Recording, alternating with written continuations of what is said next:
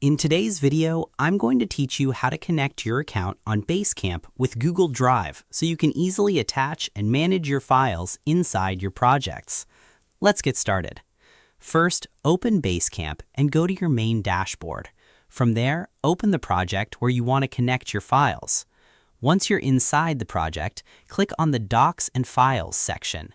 This is where all project documents are managed. Next, click the New or Add New button at the top. From the list of options, choose Google Drive. This will open a connection panel where you can set up your link. Now give your file a title so you can easily recognize it later. After that, you need to paste your Google Drive link. To get it, open your Google Drive, find your file, click the three dots next to it, select Share, and then click Copy Link.